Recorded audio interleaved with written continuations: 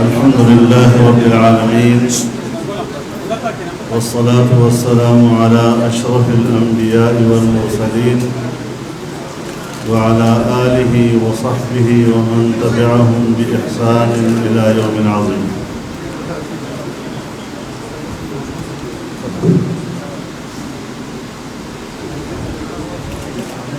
ډېرو درنو ډېرو قدرمندو مشرانو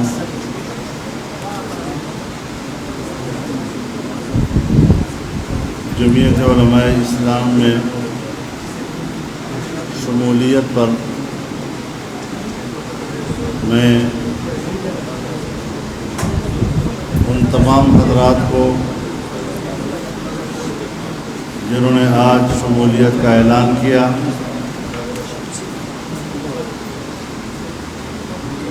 میں دل کی گہرائیوں سے انہیں خوش آمدید کہتا ہوں اور دعا کرتا ہوں کہ ان کے اس فیصلے سے اللہ تعالی جمعیت علماء اسلام کو ایک طاقتور جماعت بنائے اور ان کے اس فیصلے سے جمعیت علماء اسلام کے مستقبل کو روشن اور کامیاب فرمائے.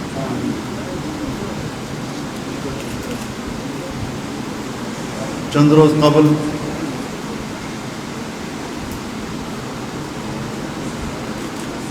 جماعتی احباب میرے پاس تشریف لائے تھے اور انہوں نے بنیر کے ان اکابرین اور سیاسی زعماء کے جمعیت علماء اسلام میں شمولیت کی خبر مجھے دی تھی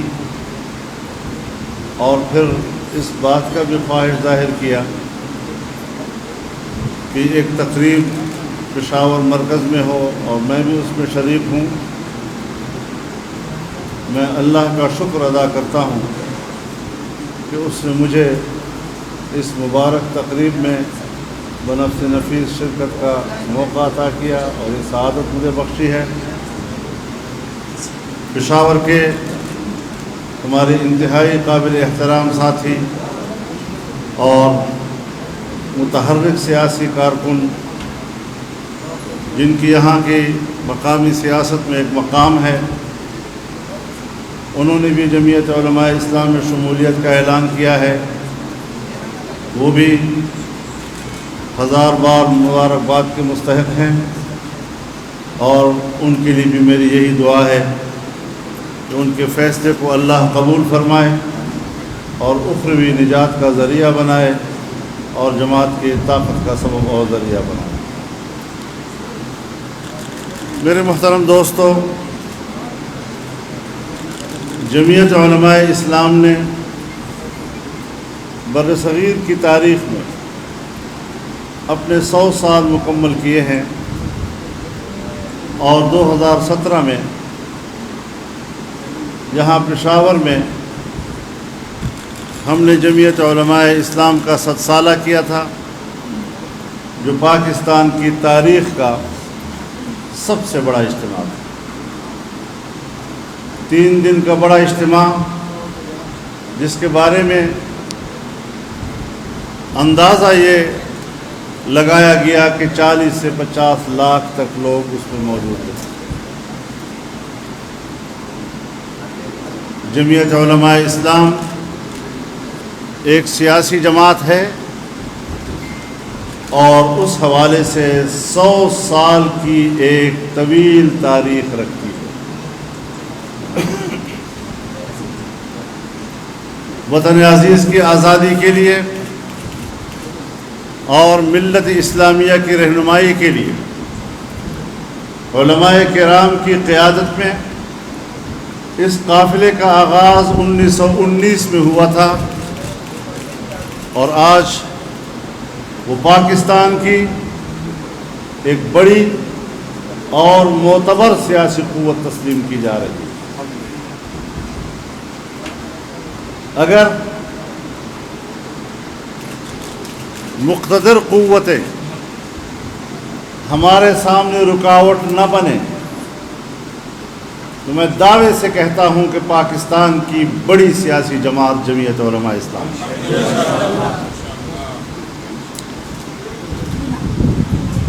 تاریخ کی سب سے بڑی دھاندلی 2018 کے عام انتخابات میں ہوئی.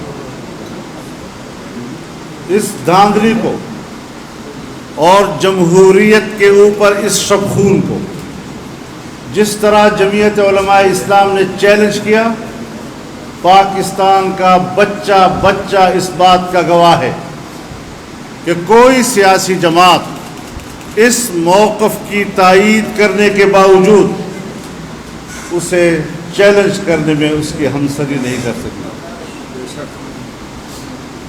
یہ پاکستان کا ہمارے اوپر حق ہے، یہ پاکستان کے سیاسی نظام کا ہمارے اوپر حق ہے، یہ پاکستان کا ہمارے اوپر قرض ہے. اگر ہم 14 اگست مناتے ہیں اور آزادی کے دن کے نام پر مناتے ہیں تو آزادی محض ناچ گانوں کا نام نہیں ہوا کرتا. آزادی بازاروں میں منچلوں کے گشت کا نام نہیں ہوا کرتا. محسوس ہونا چاہیے، قوم کو محسوس ہونا چاہیے، آنے والی نسلوں کو محسوس ہونا چاہیے کہ 73 سال پہلے جب ہم آزاد ہوئے تھے انگریز کا زمانہ وہ تھا اور اسلام اور مسلمان کا زمانہ یہ ہے. جب تک ہم اس فرق اور اس امتیاز کو سامنے نہیں لاتے ہم حقیقی آزادی کے دعوے دار نہیں بن سکتے. جس وطن عزیز کو ہم نے لا الہ الا اللہ کے نعرے سے حاصل کیا، جس وطن عزیز کے بارے میں پاکستان کا آئین کہتا ہے اور عوام کی نمائندہ پارلیمنٹ اپنے آئین میں قرار دیتی ہے کہ اسلام پاکستان کا مملکتی مذہب ہوگا، قرآن و سنت کے منافق کوئی قانون نہیں بنے گا، تمام قوانین قرآن و سنت کے مطابق بنیں گے. سن 1973 میں یہ قانون پاس ہوا اور آج 2020 تک اس حوالے سے پاکستان میں ایک قانون سازی بھی نہیں ہوئی. ہم کس طرح نئی نسل کو یہ اطمینان دلائیں کہ وہ واقعی آزاد ہو چکے ہیں؟ ہندوستان کی تقسیم تو ہو چکی ہے لیکن جس کو آزادی کہا جاتا ہے اس کے لیے ہم نے جدوجہد جاری رکھی. جمعیت علماء اسلام پاکستان کے اس عظیم مقصد کے حصول کے لیے اس وقت فرنٹ لائن پر جنگ لڑنے والی جماعت ہے. ہم نے پوری دنیا کو اس لیے ناراض کیا، ہم نے مغرب کو ناراض کیا، ہم نے امریکہ کو ناراض کیا، ہم نے اس ملک کے اسٹیبلشمنٹ کو ناراض کیا. لوگ کہتے ہیں آپ نے ساری دنیا سے جنگ چھیڑ لی ہے. میں کہتا ہوں مجھے اس دن کا انتظار ہے جب کہا جائے گا کہ توحید تو یہ ہے کہ خدا حشر میں کہہ دے یہ بندہ دو عالم سے خفا میرے لیے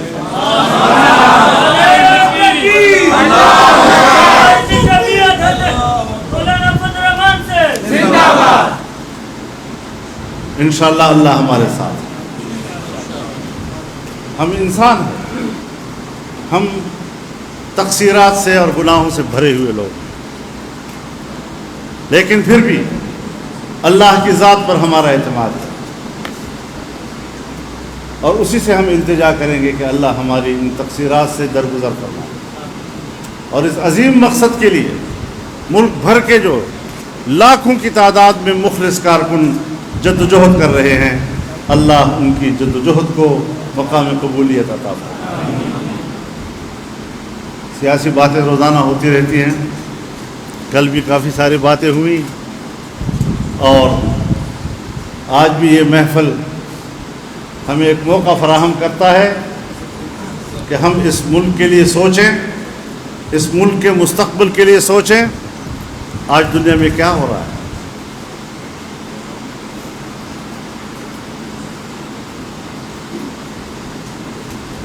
اگر کشمیریوں کا خون بہہ رہا ہے، اگر کشمیریوں کی عزت و ناموس پر حملے ہو رہے ہیں، تو پھر تعجب کی بات یہ ہے کہ ہم نے 70 سال تک ان بیچارے کشمیری اور مظلوم کشمیریوں کی جنگ کیا لڑی ہے کہ آج ہندوستان نے ان کے اسٹیٹس کو ختم کیا اور عملی طور پر اس کو ہندوستان کا حصہ قرار دیا، اور ہم پسپائی کی طرف چلے گئے۔ آج کل ہم کیا سوچ رہے تھے، آج ہم کیا سوچ رہے ہیں؟ کل ہم یہ سوچ رہے تھے کہ ہم نے سری نگر کیسے لینا ہے، آج ہم یہ سوچ رہے ہیں کہ ہم نے مظفر آباد کیسے بچانا ہے۔ یہ وہ جنگ ہے جو اس ملک میں ہم لڑتے رہے ہیں، یہ نتیجہ اس کا نکلا ہے۔ اور اسی طرح 70 سالوں سے فلسطینی اپنی سرزمین کی جنگ لڑ رہے ہیں، صہیونی قوتیں ان کی سرزمین پر قابض ہیں، اور ہم مصلحتوں کا شکار ہو رہے ہیں۔ ہم ان کے ناجائز قبضے کو تسلیم کرنے کی طرف بڑھ رہے ہیں، اور جب اس قسم کے معاہدات ہوتے ہیں تو مجھے افسوس ہوتا ہے کہ پاکستان کا دفتر خارجہ فلسطینیوں کے حق کے خلاف اور اس کے علی الرغم یہاں قراردادیں پاس کر رہا ہے اور فیصلے دے رہا ہے۔ نہ ہم اپنی آزادی سے وفا کر رہے ہیں، نہ ہم کشمیریوں کی جدوجہد آزادی سے وفا کر رہے ہیں، نہ ہم فلسطینیوں کی جدوجہد آزادی سے وفا کر رہے ہیں۔ اور پھر ایک دن ہے جس کو ہم جشن کے طور پر منا لیتے ہیں، اور جیسے اس سے ہمارا فرض پورا ہو جاتا ہے۔ لہذا اپنے مقصد کو سمجھنا ہے، قوم نے اپنے مقصد کو سمجھنا ہے، اس نوجوان نے اپنے مقصد کو سمجھنا ہے، اور جس طرح کے حکمران ہمارے اوپر آج مسلط ہیں، یہ نہ ہمارے مذہب سے کوئی وابستگی رکھتے ہیں، نہ یہ ہماری تہذیب سے کوئی وابستگی رکھتے ہیں۔ اور میں بار بار کہہ چکا ہوں، مجھے ایک زمانے میں یہ کہا گیا کہ اس صوبے پر اس جماعت کو اس لیے حکومت کرنے دی جا رہی ہے کہ پشتون بیلٹ میں مذہب کی جڑیں گہری ہیں، اور ان گہری جڑوں کو اکھاڑنے کے لیے اس سے بہتر پارٹی اور اس سے بہتر لیڈر ہمارے پاس اور نہیں۔ کیا بدقسمتی ہے ہماری، کہاں ہمیں لے جایا جا رہا ہے۔ لہذا ہم اس ملک کو اس ملک کے آئین کے مطابق اور اس ملک میں قانون کی بالادستی کی طرف لے جانا چاہتے ہیں۔ یہ جو آمرانہ رویے ہیں، ان آمرانہ رویوں سے ہم پہلے بھی لڑے ہیں اور آج بھی ہم اس سے نمٹنا چاہتے ہیں۔ تم ہزار نیب کو استعمال کرو، ہمیں ان حربوں سے کوئی خوف نہیں۔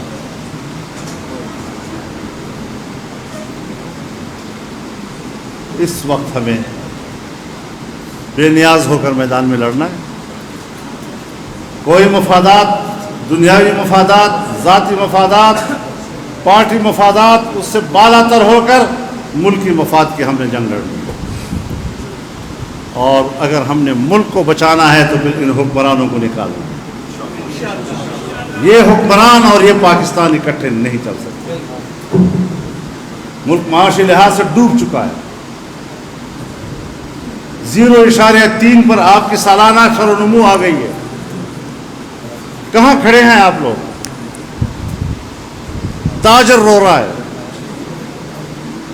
مزدور رو رہا ہے، غریب رو رہا ہے، چھوٹا ملازم رو رہا ہے، اس کی کوئی نہیں سنتی۔ چیختے چیختے پھر وہ تھک آ کر خاموش ہو جاتا ہے، اور ہم کہتے ہیں اس کو تسلی ہو گئی۔ تسلی نہیں ہے، اس کی آنکھوں کے آنسو خشک ہو گئے ہیں روتے روتے، اور تم کہتے ہو کہ یہ مطمئن ہو گیا ہے۔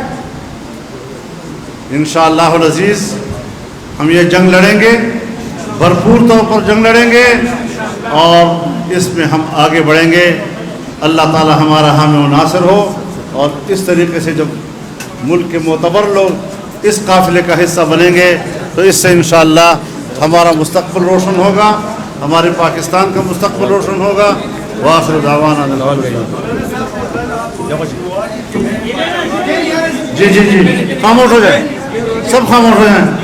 مولانا صاحب کل آپ نے ایک دعا کی جو ہے بادشاہ خان گورنر نے ٹویٹ کیا اور صوبائی وزراء نے ٹویٹ کیا کہ آپ نے کل ہندوستان کا یوم آزادی بادشاہ خان مرکز کے اندر منایا.